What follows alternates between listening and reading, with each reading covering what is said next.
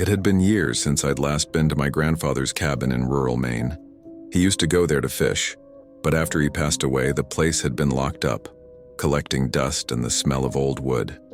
I'm a teacher in Boston, and I just needed a weekend away from everything: silence, fresh air, distance from the city. I arrived on a Friday afternoon, the trunk full of groceries, books, and instant coffee. The cabin sat beside a lake surrounded by tall pine trees. The wind carried the constant scent of rain and damp earth. The first few hours were peaceful. I made a simple soup, lit the fireplace, and read until late. The only thing that bothered me was the sound of the trees creaking in the wind. But on the second night, something changed. I was in bed reading when I heard what sounded like wet footsteps on the living room floor. A slow, dragging sound, like heavy boots leaving marks. I paused my reading, held my breath, and waited for the noise to repeat.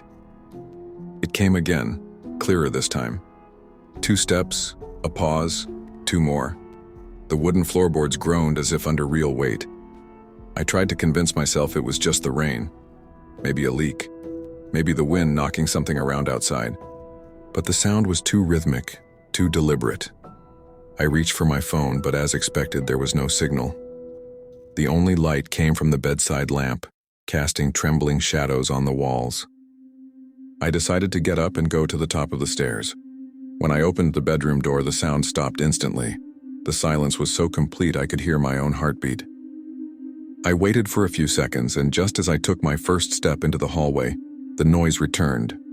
Closer now, right at the bottom of the stairs, as if someone were beginning to climb. I closed the door slowly, locked it from the inside, and pressed my ear against the wood. The footsteps continued, slow, deliberate, each one making the old floorboards creak under the weight. The aged wood amplified every sound, and it felt like whoever, or whatever sorrow was down there, was climbing without hurry, fully aware of where I was.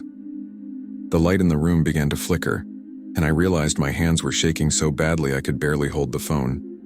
I turned on the flashlight and aimed it toward the crack under the door. That's when I saw it. A shadow cast against the light, the clear outline of wet boots. I stopped breathing. The sound stopped too, right on the other side of the door. We stayed like that for several seconds, or minutes, I couldn't tell, until I heard something softer. The faint dripping of water, one drop at a time, as if someone completely soaked were standing there. I didn't dare speak or move. Then the footsteps began to retreat, one step at a time descending the stairs, until they faded entirely.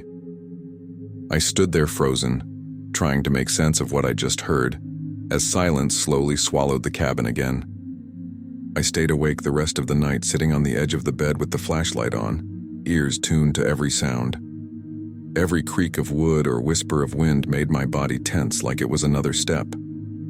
Around 5 in the morning, the sky began to lighten. Fear slowly turned into a sick kind of curiosity. I had to know if someone had really been there. I unlocked the door carefully and went down the stairs, one hand gripping the railing, the other clutching my phone like a weapon. The air smelled of wet soil, and the floor was truly damp, scattered with small, dark footprints. I followed them to the front door, which was still locked from the inside. That's when I realized something that made my stomach drop. The footprints started in the middle of the living room, not at the entrance. As if they'd just appeared there and stopped right before the stairs. I crouched to look closer. The footprints were large, too large to be mine or anyone's in my family. The sole pattern looked old-fashioned, almost like the boots my grandfather used to wear when he went fishing. I touched the floor. It was cold and slick, as if the water had only just fallen there. The smell of mud was strong, mixed with something metallic, maybe rust from the boots. Even so, I decided to open the door just to make sure no one was outside. The rain had stopped, the lake mirrored the gray sky, and the distant caw of a crow broke the silence. There were no tracks leading to the porch, no sign anyone had entered. When I went back inside, the footprints were already drying, fading slowly into the floorboards, as if the wood itself was absorbing the water. I felt a wave of nausea and went back upstairs, trying to make sense of it all. I sat on the edge of the bed, taking a deep breath, convincing myself it was just exhaustion. but the light streaming through the window began to reveal what the night had hidden. I grabbed my phone to take a picture of the footprints and only then noticed something else. The clock read 5:47, but the phone's screen was frozen at 3:12, the exact time I'd first heard the footsteps. I tried restarting it, but it wouldn't respond. I went downstairs again, this time with sunlight breaking through the clouds. The footprints were almost gone, but something caught my eye at the base of the stairs. A small piece of fabric caught in the wood, like it had been torn from a pant leg. It was damp and smelled of mold and fish, the same scent my grandfather carried after fishing trips. I spent the rest of the morning packing to leave. Before closing the cabin door, I looked back one last time. The floor was dry again, but there was a faint patch of moisture right at the top step, as if someone had stood there for hours. Since that weekend, I've never gone back to the lake, and sometimes on stormy nights in Boston, I still wake up to what sounds like wet boots climbing stairs. Story 2. I was renting a basement room in an old house in Pittsburgh, Pennsylvania. It was one of those 3-story houses divided into separate apartments, one tenant per floor. The rent was cheap, which made up for the damp smell and the pipes that groaned at night. The landlord lived in another neighborhood and only showed up occasionally. That weekend, I was completely alone. The other 2 tenants had gone to visit family, and the silence was almost absolute. Around 2:30 in the morning, I woke up to a muffled sound coming from above me. Footsteps, slow but steady, crossing the ceiling of my room. At first, I didn't think much of it. The wood often creaked with the wind, and the house had a habit of talking at night. But after a few minutes, the sound began to follow a pattern. It was as if someone was pacing back and forth, stopping for a moment, then starting again. I lay there staring at the ceiling until I realized the sound wasn't coming directly from above. It echoed a little ahead, somewhere near the hallway that led to the basement door. I got up slowly, trying to make sense of what I was hearing. The noise seemed to be coming from the corridor, the same one that led to the basement, a place I had never gone into because the landlord had asked me not to. I grabbed my phone to use as a flashlight and walked toward the door. That's when I saw it. A thin strip of yellow light seeping out from under the door, faint but clear, like the glow of an old bulb. That made my blood run cold because I'd seen the basement before. It was pitch black with no electrical wiring at all. I stood there, frozen, trying to come up with a logical explanation. Maybe someone had broken in. A homeless person looking for shelter from the rain, maybe. I touched the doorknob and felt that it was cold and damp. I thought about opening it, but then I heard a soft scraping sound like something dragging against the concrete below, and I stepped back. I went to my room and locked the door. I spent the rest of the night lying awake, listening to the house creak and the occasional slow footsteps coming from directly beneath my room. When sunlight finally slipped through the window, I got up feeling like I hadn't slept a minute. The light gave some comfort, but the air in the room was still heavy and damp, as if something had spent the night breathing there with me. I went into the hallway. The strip of light under the basement door was gone, but the floor showed small, dried mud prints leading from the basement door to the middle of the hallway and back. I called the landlord and explained what had happened, trying not to sound paranoid. He laughed, saying it was probably some kind of reflection from a water leak. But when I mentioned the light under the door, his tone changed. He told me not to open it, under any circumstance, and said he'd come by the next morning to check it out. That night, for safety, I pushed a chair against my door handle and left the bedroom light on. Even so, around 2:40, the sound returned, a soft dragging beneath the floorboards as if someone were walking directly under my bed. I stayed perfectly still, afraid that even breathing might give me away. The sound came in slow intervals, 2 heavy steps, a long pause, then another. It wasn't an animal. It was too heavy, too deliberate, too human. The worst part was that it didn't move away. It kept circling beneath the same spot, as if whoever was down there was trying to decide exactly where to come up. When it finally stopped, the silence that followed was so deep, my ears began to ring. I lay there with my eyes open until dawn, feeling my heartbeat pulsing in my neck. As soon as I heard movement outside, I ran to the kitchen, too afraid to even look at the basement door. When the landlord arrived, I was waiting on the porch. He looked pale, like he hadn't slept either. And this time, he didn't joke. He unlocked the basement door with his key, and we went down together. The cold, damp smell hit us immediately, and the beam of his flashlight revealed stained concrete and thick dust. Except for the fresh shoe prints circling the floor and one clean patch near the wall where someone had clearly been lying.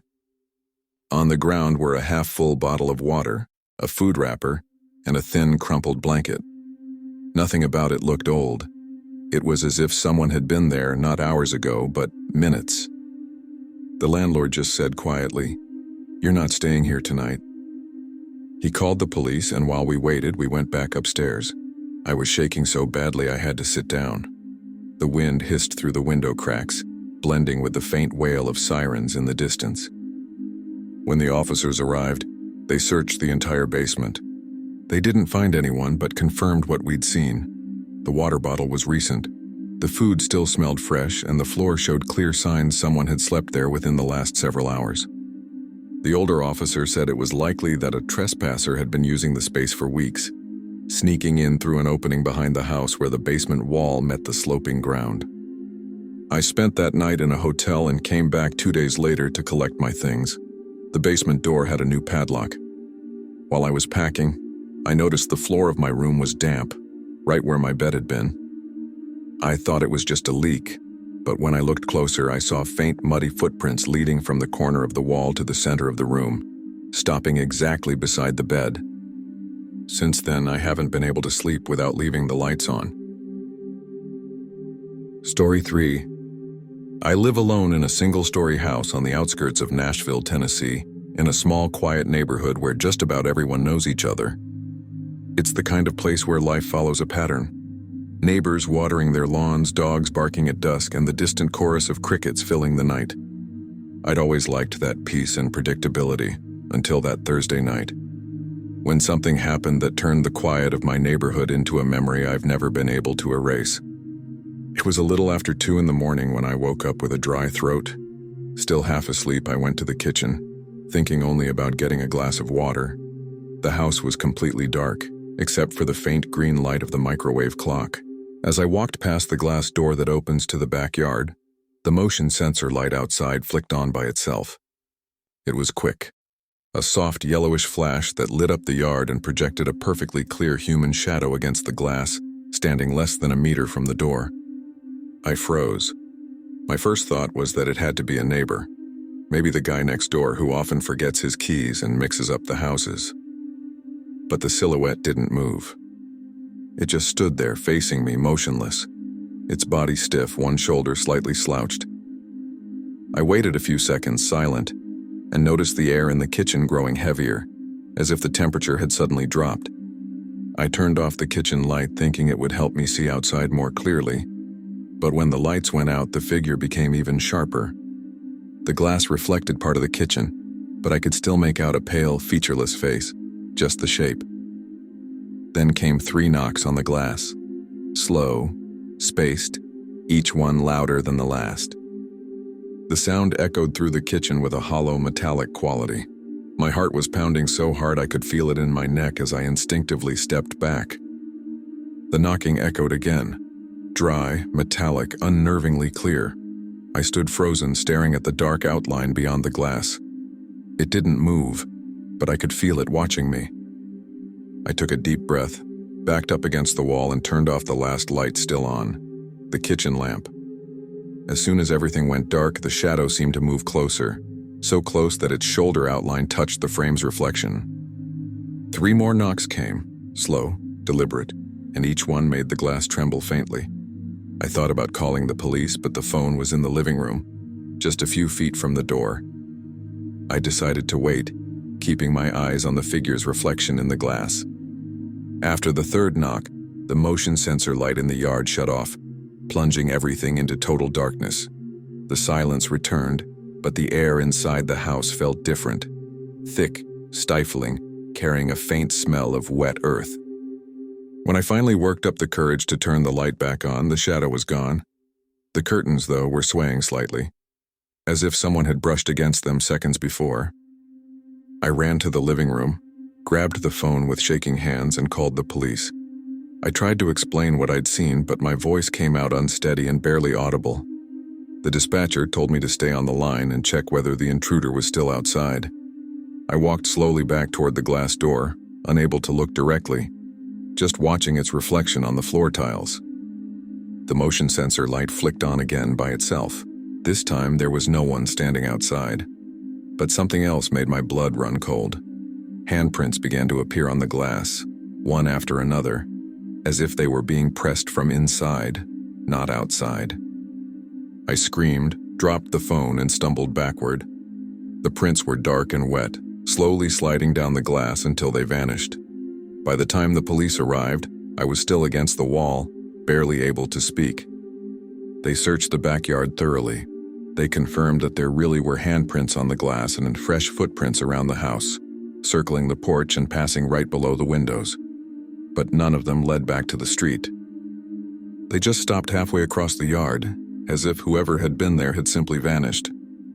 One of the officers remarked that the ground was too dry for those footprints to have been made that night, that they must have been there for a while, though they were still damp. After they left, I sat in the kitchen, staring at the glass door, illuminated by the faint flicker of the flashlight they'd left outside. The beam kept blinking softly, and every time it dimmed, I could have sworn I saw a shadow moving on the other side, barely visible, as if someone were passing between the light and the glass.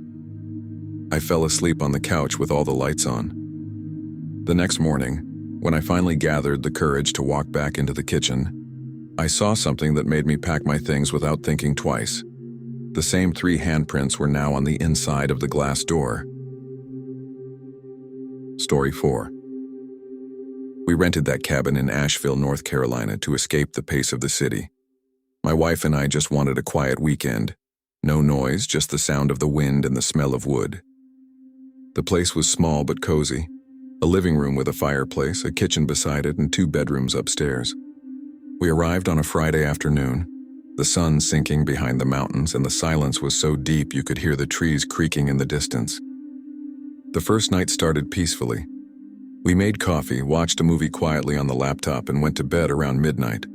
I was almost asleep when I heard the first sound, a soft creak from downstairs, followed by another closer this time, like wood bending under weight. At first I thought it was the wind, but the rhythm was too deliberate. My wife whispered, "Did you hear that too?" I nodded, sitting up in bed. The sound continued, creak, creak, and slow, dragging footsteps like someone walking barefoot across the old floor. I grabbed the flashlight and went down carefully, trying not to make a noise. The air in the cabin was cold and still, with that damp wood smell. Each step groaned under my weight, and the flashlight beam painted uneven shapes along the walls. When I reached the living room, the sound had stopped, but I noticed the front door was slightly open. The curtain swayed in the breeze, and the lock hung loose, as if it had been turned from the inside. I went to the door and looked out. The yard was covered in a thin layer of fog, and the forest beyond looked darker than it had a few hours earlier. I shut the door, locked it twice, and went back upstairs. My wife was still awake, sitting in bed with the blanket pulled up to her neck. I told her what I'd seen, and we sat there for a long while in silence, listening to the distant sound of rain beginning to fall on the roof. Around 2:30 the noise came again, but this time it was coming from the stairs. Each step creaked one by one from bottom to top, with long pauses between. The sound was heavy, deliberate, like someone walking barefoot, carefully shifting their weight. The bedroom light was off, but the flashlight I'd left in the hallway cast unsteady shadows on the wall. With every creak, my wife's grip on my arm tightened. When the sound reached the last step, right outside the door, it simply stopped. We stayed frozen, barely breathing, listening only to the wind outside. I waited for the next sound, the one that would mean whoever it was had entered the room, but it never came. My legs were shaking as I stood and opened the door slowly. The hallway was empty, but the flashlight, which I'd left propped against the wall, was now lying on the floor, facing the other way, its beam trembling faintly, illuminating the stairs below. On the first step, there were muddy footprints gone on, small but perfectly distinct. The sound of the steps felt more and more real. I went down with the flashlight in hand, my heart pounding in my throat, while my wife waited upstairs with her phone ready to call the police. When I reached the middle of the stairs, the noise stopped. The beam trembled in my hand, flickering against the hallway walls. I reached the living room. It was empty. The front door, which I could have sworn I'd locked 2 hours earlier, was now half open, swaying with the cold wind blowing in from outside. I locked it again, pulled the bolt twice, and even propped a chair against the handle. I stood still for a few minutes, listening to the rain outside, trying to catch any sign that someone might have entered. Nothing. I went back upstairs and told my wife what I'd seen. She begged me to leave right then, but the cabin was isolated, and driving down that wet, winding mountain road in the dark felt like an even worse idea. We barely slept. Or rather, we tried to. Around 4 in the morning, the wood of the staircase began to creak again, this time from top to bottom, as if someone were coming down. This time the sound was heavier, clearer, echoing through the walls. I jumped up and my wife grabbed my arm, whispering for me not to go. The sound kept going, step after step, until the final creak at the bottom. Then came a loud crack, like something breaking downstairs, followed by complete silence. I grabbed the flashlight again and took the first step down. The air was freezing, carrying a smell of wet earth mixed with something old, maybe the damp rug near the entrance.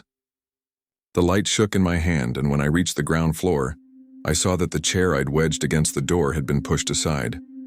The lock was still in place, but the handle was gently swaying, as if someone had just let go of it. I stood there for several seconds, listening. Nothing but wind and the faint dripping of rain from the roof. I looked out the living room window. The porch was covered in mud. Long, dark footprints led back and forth in opposite directions. None seemed to actually leave the house. Dawn came slowly, the fog blanketing the lake, and for a moment I thought maybe it had all been exhaustion and nerves. I went outside to check the porch more closely, and noticed the prints weren't just fresh. They overlapped each other, layer upon layer, as if someone had circled the cabin over and over throughout the night. I followed one of the trails to the edge of the deck and noticed something caught on the railing. A torn piece of brown fabric, damp with mud. My wife insisted we leave immediately, and I agreed. While we were packing, I heard another noise, the same wooden creak from the stairs, except this time, there were no footsteps. That's when I realized the sound was coming from inside the wall, echoing from a hollow space between the ceiling and the floorboards. We left without looking back. As we got into the car, the creaking continued, muffled by the rain, repeating in slow intervals, as if someone still inside was climbing and descending the stairs. Story 5. I lived alone in a small apartment on the second floor of an old building in St. Paul, Minnesota. It was a quiet place, mostly occupied by elderly residents and college students, and I liked the calm that came after my long shifts at the hospital. The hallway window on my floor faced the back parking lot, and at night the only light came from an old lamppost whose yellow bulb flickered every few seconds. That night I got home around 11:30. I took a shower, ate something quick, and went to bed. Around 2 in the morning I heard a metallic sound, faint but steady, like something tapping against glass. I got up thinking it was the wind knocking a loose shutter in the hallway. When I opened my door and looked out, I saw a silhouette standing in front of the window. It was a man, broad-shouldered, completely still, facing outward. He didn't move.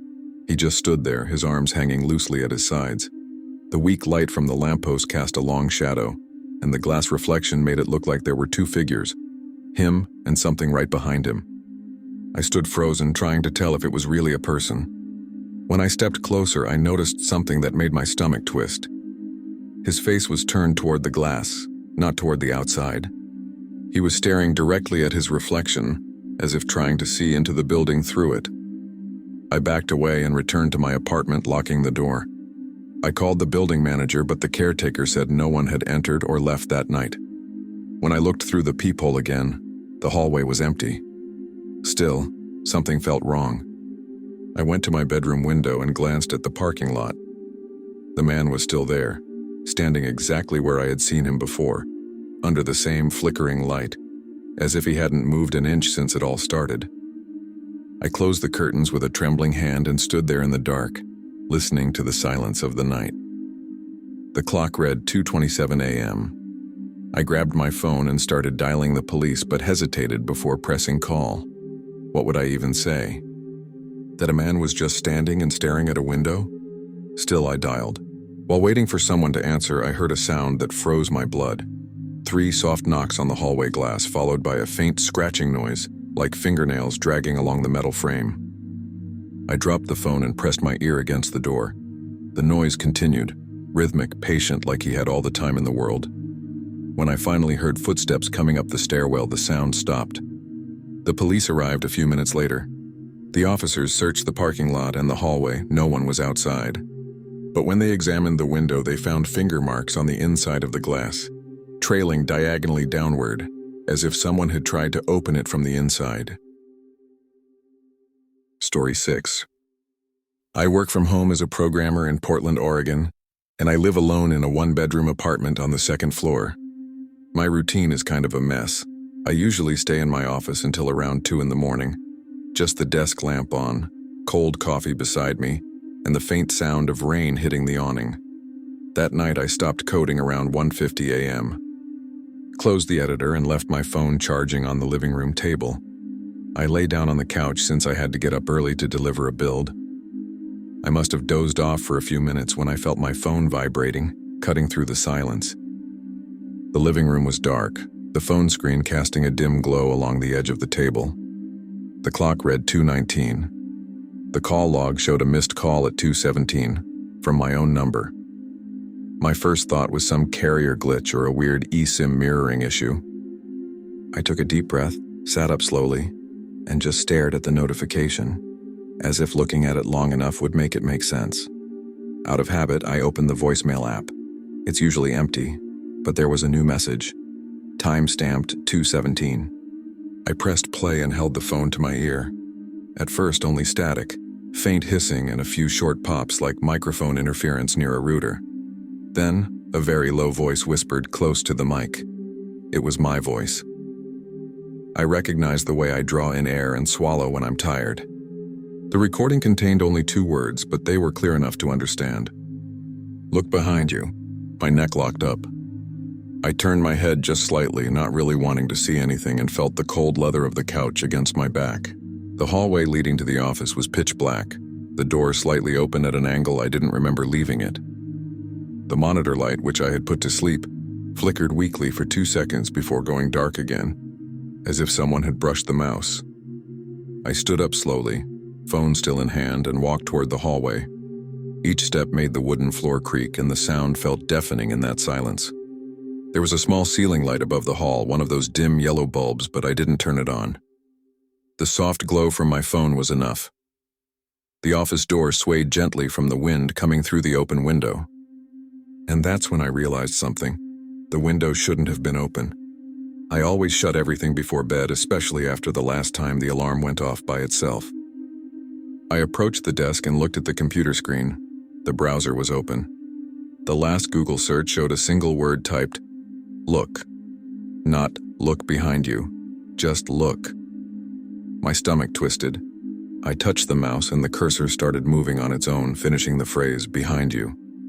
I felt the blood drain from my face.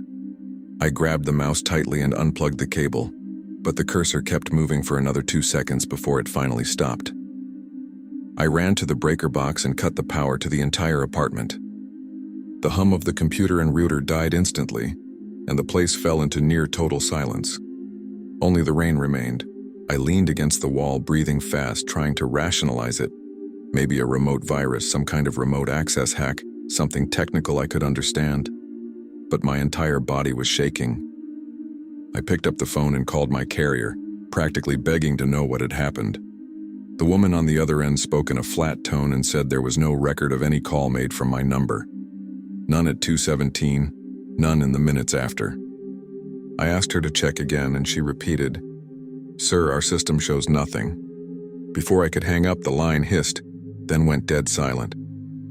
I thought it was a signal drop until I heard faintly the same whisper from before. "Look behind you." This time I looked.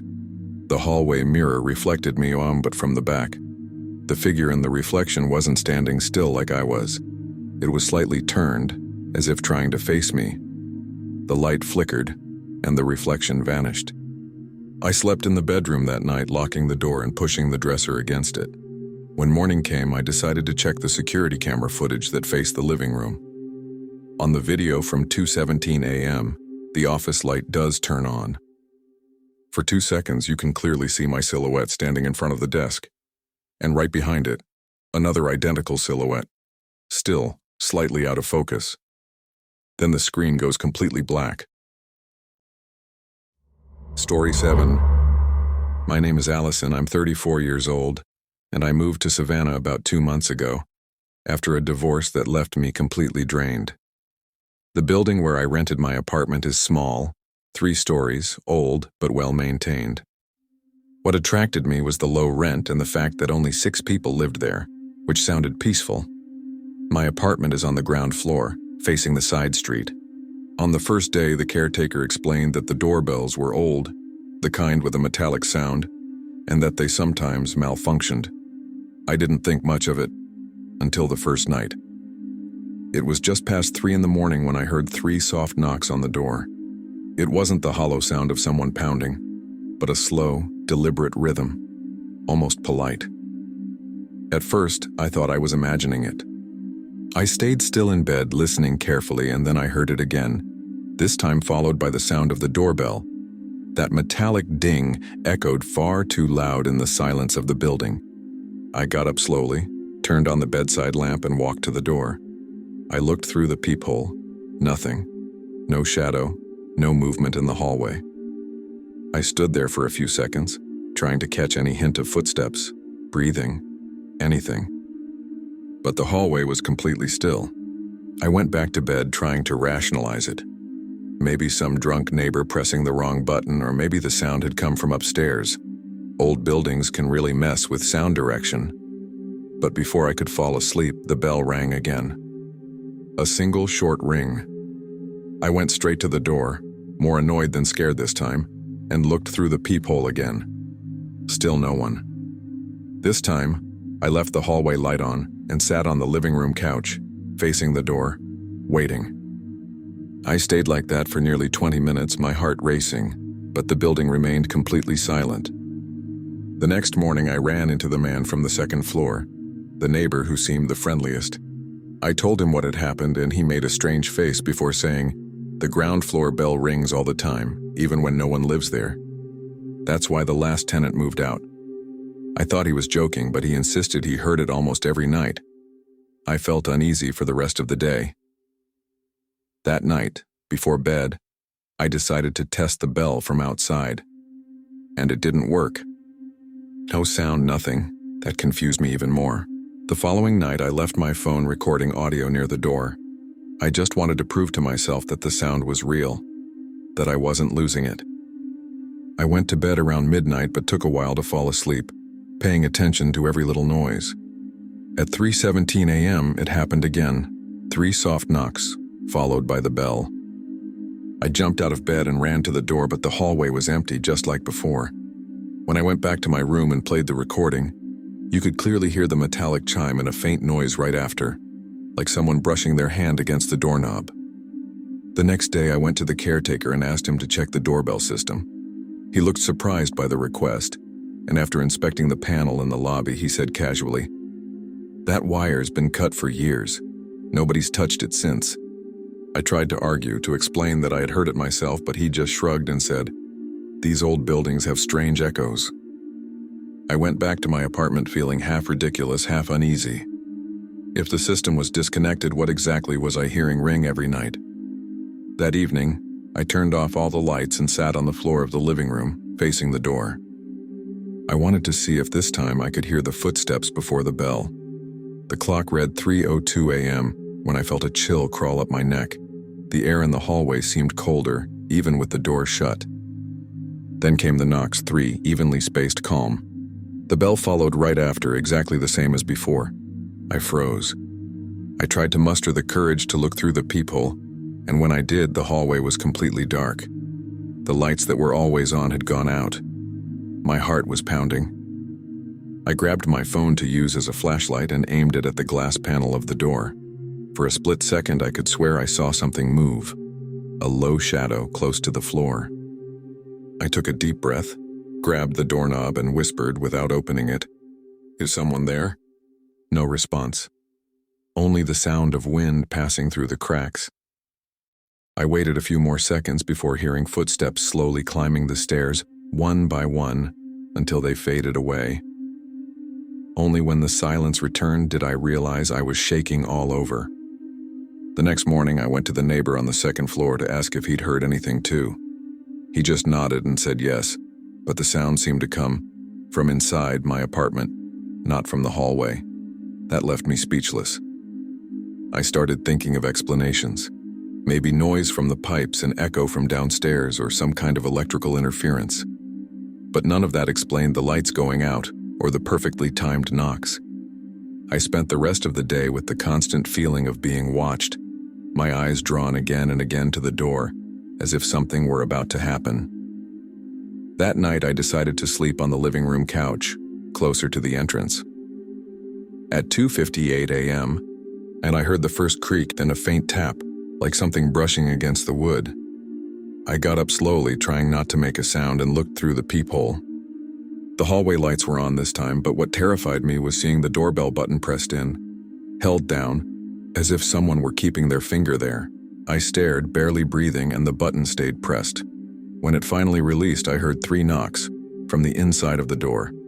I took a step back, throat dry, body frozen. My first thought was to run to the bedroom and lock myself in, but curiosity won.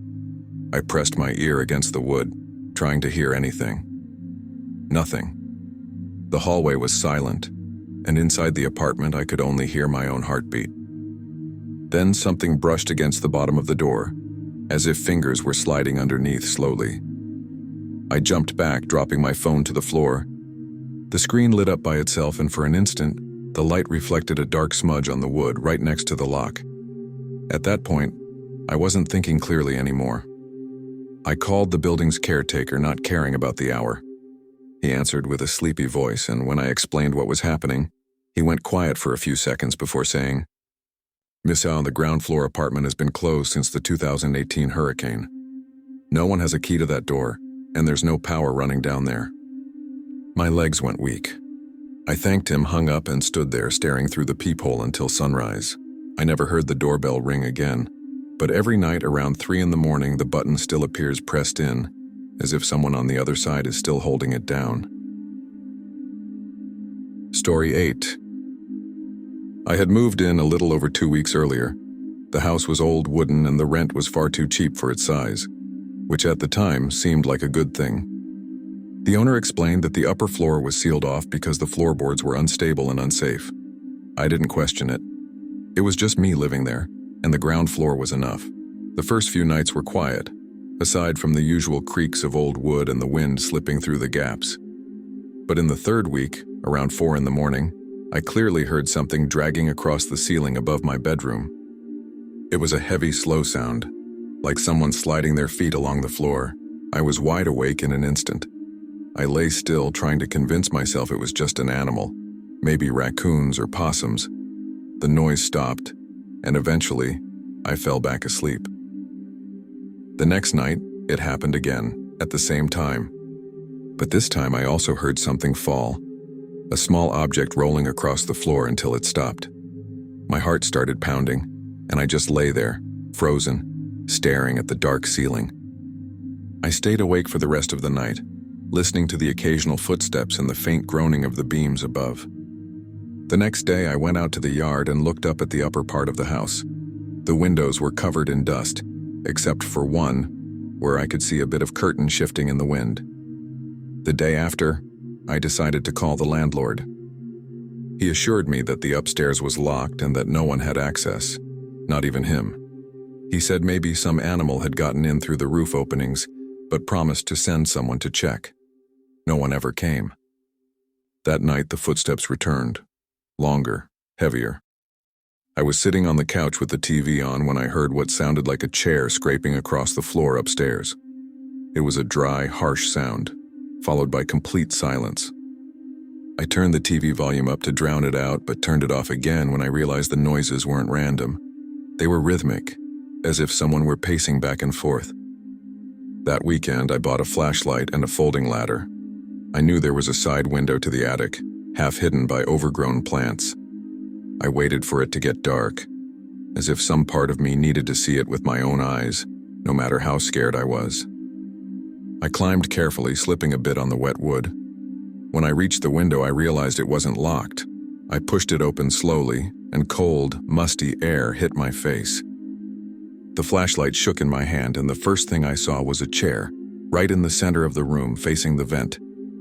Around it, the floor was covered in dust, except for fresh footprints and scattered crumbs. I stood there for several seconds, trying to process what I was seeing. The crumbs were fresh, small, damp, like someone had just eaten there. In the corner, there was a nearly empty bottle of water and a crumpled bag with bits of food inside. It wasn't an animal. The silence was so heavy I could hear my own pulse. I took 2 steps inside and the floor groaned loudly. At that instant, I felt a draft move across my back, from the window I had just opened. I aimed the flashlight toward the vent and saw that the metal grate was loose, slightly pushed outward, as if it had been used many times. The feeling of being watched hit me like a wave. I turned off the flashlight instinctively and froze. For a few seconds, only the faint sounds of the street broke the silence. Then I heard something moving inside the wall, a muffled, dragging sound, almost like a whisper. My body reacted before my mind did. I bolted for the window, nearly falling off the ladder. I jumped the last few steps and hit my knee on the ground. When I looked back up, the window was closed again. I ran inside, locking every door and window, trembling. The next morning, I called the landlord again, but all he said was, "These old houses sometimes hold things we'd rather not know about." Story 9. I was driving back from a long work trip on the road for nearly 10 hours straight when I spotted a small roadside motel and decided to stop. It was a simple place, a flickering red neon sign that read vacancy and a front desk lit by a single buzzing fluorescent light. I asked for the cheapest room, and the clerk, a tired-looking woman, handed me the key to room 108. The room was at the end of the hallway near the emergency exit. I went in, tossed my bag in the corner, and sat on the bed.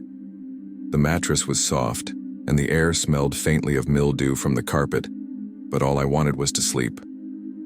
I set the bedside alarm for 7 a.m. and turned off the light. I woke up to the sound of gentle knocking. Still half asleep, I glanced at the clock, 2 a.m. I figured it was someone knocking on the wrong door, maybe a drunk guest.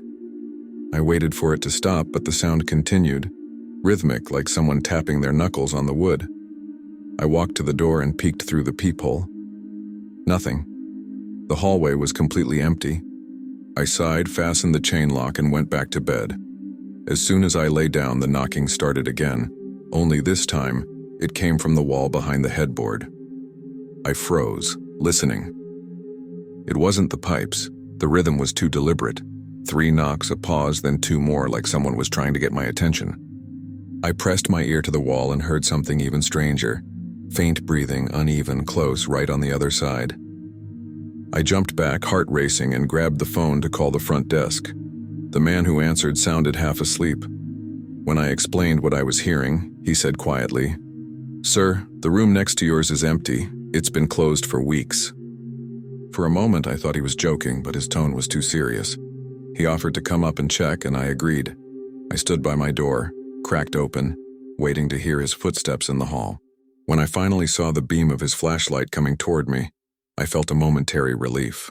He tried to open the door to the next room, but the key wouldn't turn. It was jammed. He pushed with his shoulder until the door finally creaked open. From where I stood, I could see part of the inside.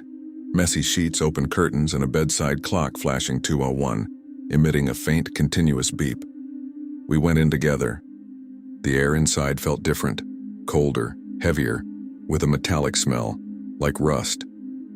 The first thing I noticed was the bed. Covers half on the floor, the pillow in the corner, as if someone had gotten up in a hurry. The clerk looked around and said that the room had been closed since the last guest had left without notice. When I asked what that meant, he just shrugged.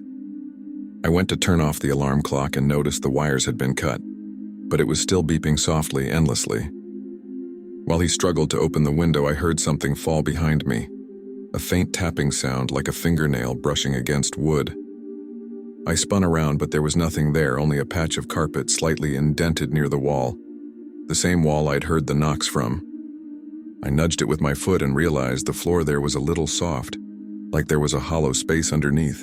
The clerk's flashlight flickered for a second, and in that instant the beeping stopped. The silence that followed was so deep it almost felt heavy. The clerk looked at me and whispered, "We should go." We stepped out, leaving the door half open. He said he'd look into it in the morning and offered to move me to another room, but I'd already decided to leave. Still, he insisted I stay in room 105, closer to the front desk. I agreed, just to avoid an argument. I gathered my things quickly and locked the new door from the inside. I tried to sleep but couldn't. Every small creak in the building made me hold my breath, waiting to hear those knocks again. Around 3:30 a.m., exhausted, I noticed a shadow cross the faint light coming from the gap under the door. Someone had walked past the room. I stayed perfectly still, watching as the shadow drifted away and disappeared. After a few seconds, I opened the door just enough to peek outside. The hallway was empty, but at the far end, the door to room 108 was open again. The curtain swayed in the wind, and the faint beep of the alarm clock had returned, still marking the same time, 2:01. I shut my door, dragged the dresser in front of it, and waited for daylight without closing my eyes once. At checkout, a different clerk at the front desk glanced at the register, then looked up at me and asked, "You stayed in 182, didn't you?" Story 10. I always get home late. I work the night shift at a hospital in Boise, and I usually arrive around 3 in the morning, when the entire building is silent. That narrow hallway leading from the door to the living room has always given me a strange feeling. It's lit only by a dim yellow bulb, and the large mirror on the right wall reflects the whole length of it, doubling the space. I'd always found it unsettling, but useful for checking if I looked remotely presentable after 12 hours on duty. That night, I was more exhausted than usual, dizzy with sleep and aching all over. I came in, dropped my bag on the couch, and headed straight to the bedroom, but something made me turn back. As I walked past the mirror, I had the impression that my reflection took a fraction of a second to follow me. It was quick, almost imperceptible, but enough to make me stop. I stood there for a few seconds, staring at myself, convinced it was just the fatigue and bad lighting. I took a deep breath and went to shower. When I came out, still wrapped in a towel, the hallway looked darker, as if the bulb had dimmed. I passed in front of the mirror again, and this time I was sure. When I blinked, my reflection's eyes stayed open. I froze, staring at the image.